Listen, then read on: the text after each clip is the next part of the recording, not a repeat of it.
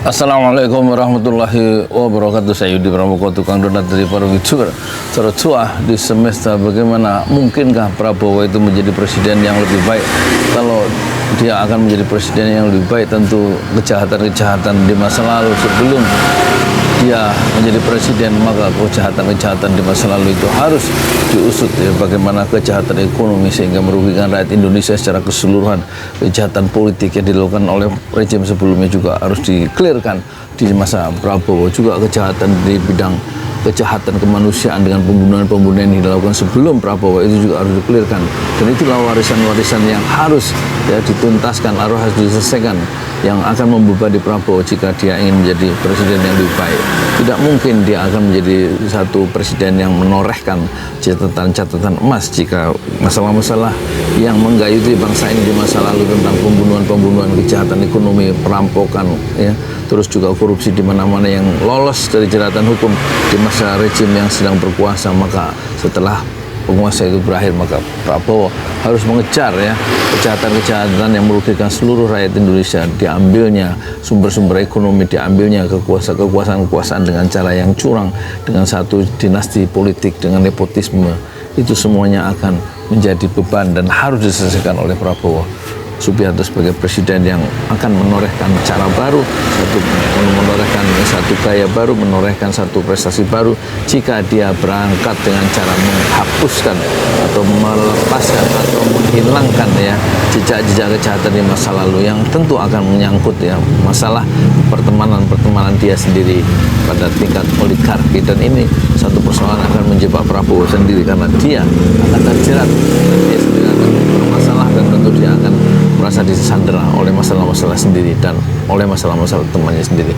Inilah problema dan tragedi Prabowo, dan dia tidak akan bisa menjadi presiden yang betul-betul genuine karena dia dibebani oleh persoalan-persoalan masa lalu, dan dia ikut menjadi bagian dari persoalan masa lalu itu yang tidak diselesaikan oleh rejim berikutnya. Oleh karena itu Prabowo pertama-tama harus menuntaskan ya persoalan-persoalan yang menyangkut dirinya sendiri dan persoalan-persoalan menyangkut teman-temannya sendiri untuk membangun satu Indonesia Raya baru dan menjadi Indonesia emas dengan cara mengeliminir kejahatan-kejahatan politik, kejahatan-kejahatan ekonomi dan kejahatan kemanusiaan yang ada di dalam rejim sebelum dia.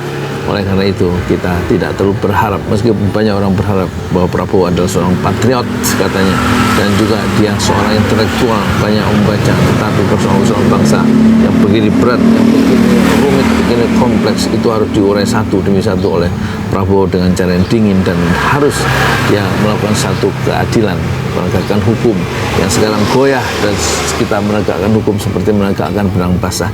Bisakah Prabowo menegakkan hukum dan tidak menegakkan benang basah, yang kalau dia tidak berhasil menegakkan hukum, menjadikan supremasi hukum, menjadi pimpinan, menjadi komando dari seluruh gerakan kepemimpinan dia 5 tahun ke depan, maka kita tidak berharap bahwa Prabowo akan lebih baik dari presiden-presiden sebelumnya. Saya Yudi Pramuko, tukang donat dari Parungitsur. Tercuah di semesta fas bersober, jamilah bersabarlah dengan kesabaran yang indah. Assalamualaikum warahmatullahi wabarakatuh. Di jalan Allah. Ini Masjid Enam Syuhada lagi dikunjungi sama Ketua Hilmi. Modal awalnya berapa Pak Yudi Pramuko? 750.000. 750.000 rupiah aja. Jadi ini 500 jutaan nih barang. Sekarang udah habis 310. Masya Allah, tuh udah pakai keramik, laponnya tinggal. Granit tuh kayak marmer. Tuh. Masya Allah nih, sampai juga kita ke sini. Masjid Enam Syuhada, ngapa namanya Masjid Enam Syuhada, Ya, Pak Yudi? kita mau mendokumentasikan perjuangan dakwah nama anak muda pengawal Habib Rizik Syihab itu. Masya Allah. Yang dibunuh sama orang jahat di kilometer 50. Kilometer 50 ya. Itu kan simbol memperjuangkan dakwah itu kita harus memberikan segalanya untuk Islam kan ya. Untuk Masya dakwah Islam. Allah. Dan nama anak muda itulah yang sudah memberikan segalanya untuk Islam. Masya Allah. Kita Apa nanti nama pemuda itu ada juga di sini mungkin diterapkan? mungkin 6 aja, 6 syuhada. 6 aja. syuhada itu, Iya. 6 syuhada dipasang di sini, 6 syuhada. Bipali, apa yang dikomentarin dari ini semua, Bipali? Masya Allah, luar biasa. Dari uang 700.000, kalau pengen ternyata bisa. Bisa. Allah kirim. Tuh, bisa. Ya, dengan masuk satu gang kecil, tapi Bapak ini luar biasa. Kecil tuh. Masya Allah kan? Satu call aja. Masya Allah, perjuangan Pak Yudi Pramuko, YouTuber sejagat paling tua. Tertua di semesta. Tertua di semesta. Masya Allah. Tukang donat. Tukang donat. Tukang donat dari Paru. Ini saya laporkan dari lapangan ini, langsung dari Masjid Anam Syuhada. Masya Allah. Dan ini dia. Dalam lihat ah. Tuh, lihat tuh masjidnya. Tuh imamnya di situ tuh. Malam-malam lagi kita. Masya Allah. Masih kurang nih. Atapnya katanya transfer aja. Masjid Anam Syuhada sebentar lagi selesai. Dinding lubang angin sebagian sudah terpasang, lantai 2 dan kemudian plafon termasuk lantai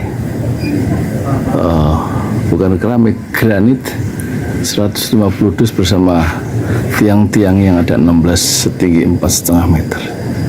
Kemudian finishing terakhir adalah tangga menjebol atap ya, lantai pertama untuk masuk ke lantai 2. Inilah Masjid Anam Syuhada. 2,5 tahun lalu dimulai pada 2 Agustus hari Senin 2021. Tinggal sedikit lagi insya Allah, dan lantainya dari keramik, bukan keramik, granit sudah diresmikan lantai pertama. Nanti lantai kedua lewat sini tangganya jebol untuk masuk ke lantai 2. Inilah Masjid Anam Syuhada yang sangat megah karena dari bahan-bahan pilihan kualitas nomor 1.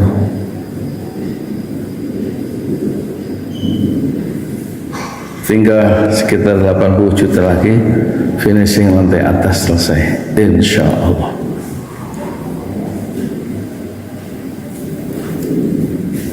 Ya, inilah Masjid Anam Syuhada yang sangat bersejarah ya dalam sejarah dakwah Indonesia modern, insya Allah, karena ini dibangun dalam konteks kezaliman rejim penguasa yang sudah membunuh 6 santri dari front Laskar Front Pembela Islam, dan kita abadikan pengorbanan dan perjuangan dakwah mereka sehingga kita sebut namanya Masjid Anam Syuhada. Mereka mengawal perjalanan dakwah gurunya Habib Rizik Syihab, dan mereka dicegat oleh orang-orang jahat di kilometer 50. Saya Yudi Pramuko, tukang donat dari Parung Juber, tertua di semesta fasbir sabrun jamila. Bersabarlah dengan kesabaran yang indah. Assalamualaikum warahmatullahi wabarakatuh.